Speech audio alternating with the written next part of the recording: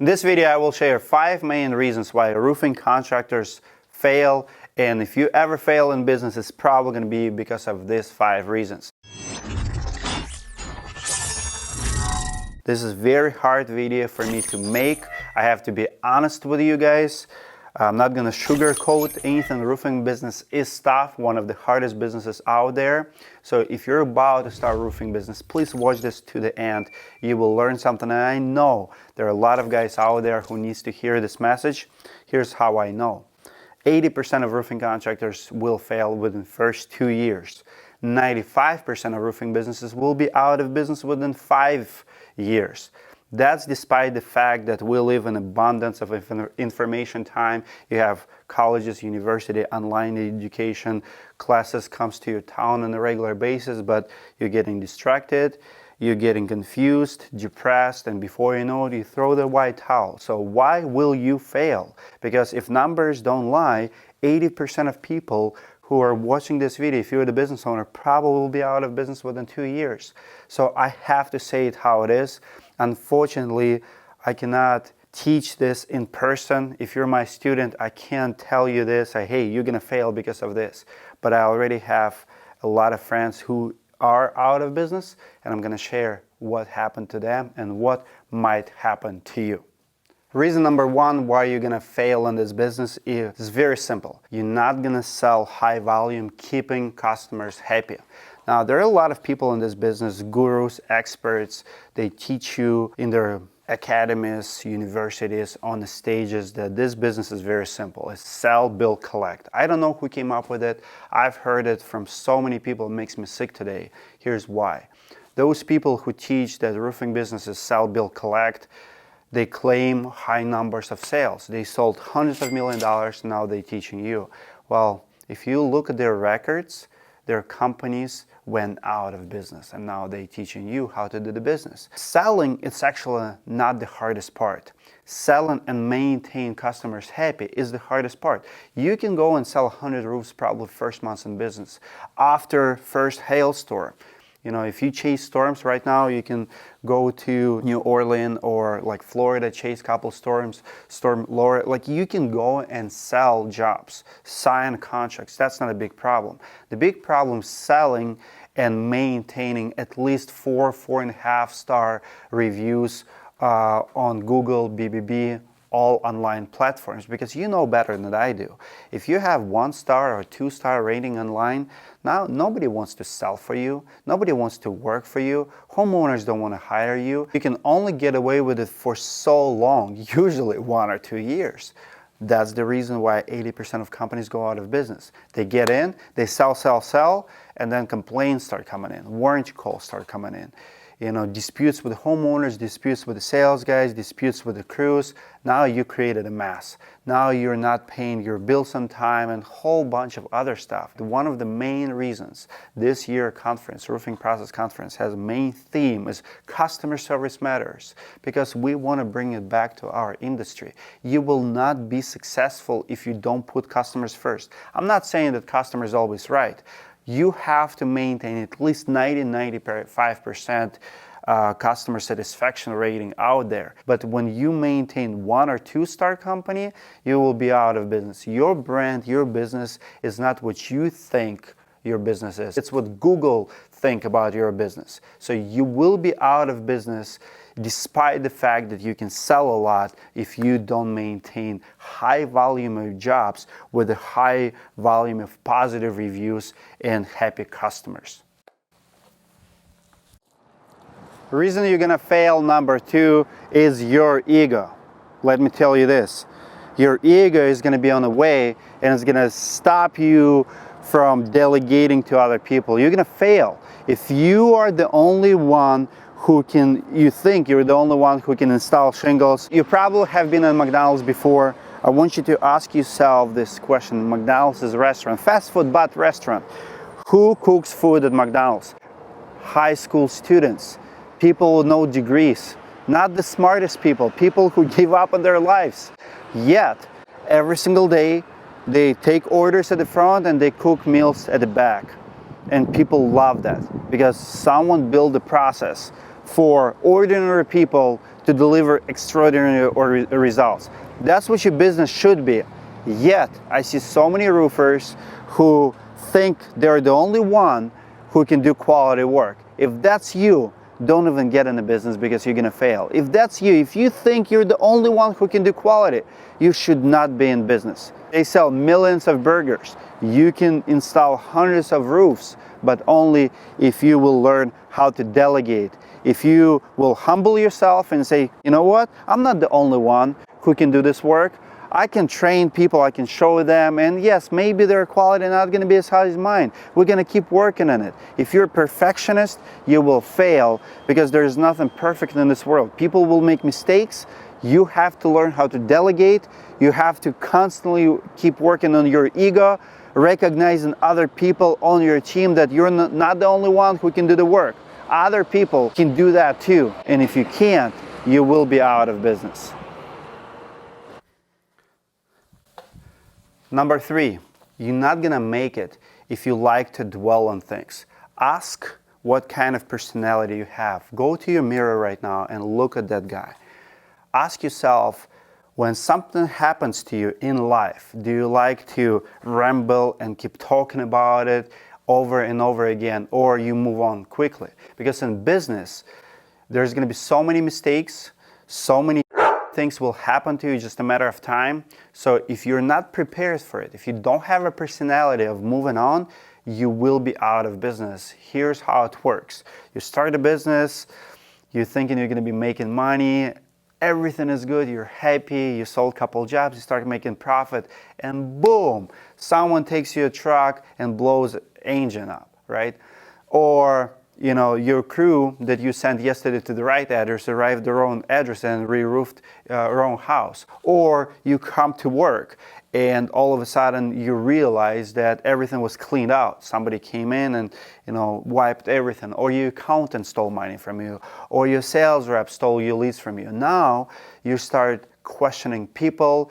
You don't want to hire anymore. You know, you complain to everyone. You start to your wife, to your employees. Now the whole world is a really bad place to be. You're the only one who's working, and things go on and on and on. You've heard me many times sharing stories how people stole from me. I lost probably $200,000 just to theft alone. Never ever those little things affected my brain and affected what I'm gonna do tomorrow. Now, it's sad, it's stupid, mistakes will happen, but you have to have very thick skin to be in business. Walmart loses $3 billion to theft every single year. They're a $300 billion company. Nothing they can do about it. $3 billion is a lot of money. What Walmart can do about it? Well, they're trying to. That's why you go try to steal $5 item from Walmart. They call it police. It's brutal. It's not always fair, you know, to get a jail time for petty theft, but they have to, because for them it's not $5 item. It's a $3 billion problem. So you will have problems. You will have to find solutions. But if you're going to be sitting there like, oh, you know, $3 billion a year, you know, people are stealing from us, let's just close our doors. Walmart's still a profitable company. You will be profitable too. Write your losses and move on.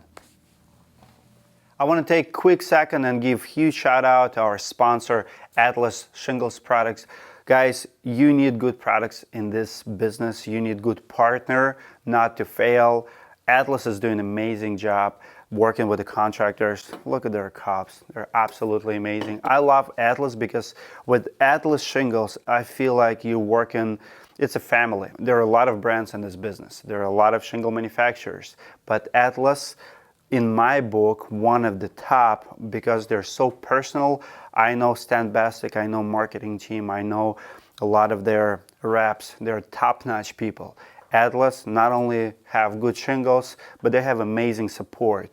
They truly do care about their contractors, about marketing needs. They put a lot of resources in front of you. Go to their website. I'm going to put a link below.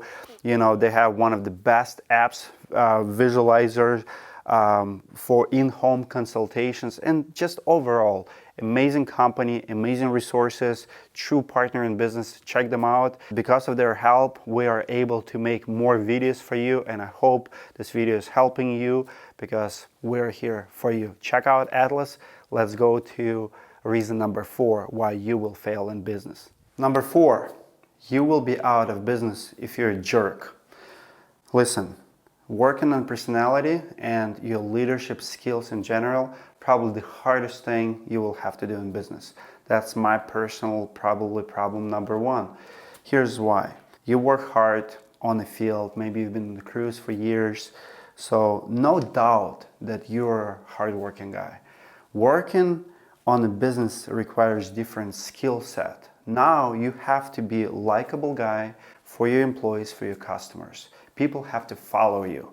So you constantly have to work on your leadership skills. And I see guys going out of business all the time because they never understood that. They come to their offices, they always compare themselves to everybody else. Maybe you're like me a couple years ago, on a regular basis you like to raise voice. Maybe you like conflict. Maybe you don't understand what leadership really means, why people want to work for you. Those are big things, because if you don't learn that, nobody's gonna follow you. You can be the hardest working guy out there. You can be genius. Your work ethics could be there. But then if you don't learn how to smile, something that I have to work on every single day, you have to get counseling sometimes. You have to think about what people really want from you. The same in business. Sometimes you have to ask yourself what my employees want, what my customers want, what kind of leader should I become?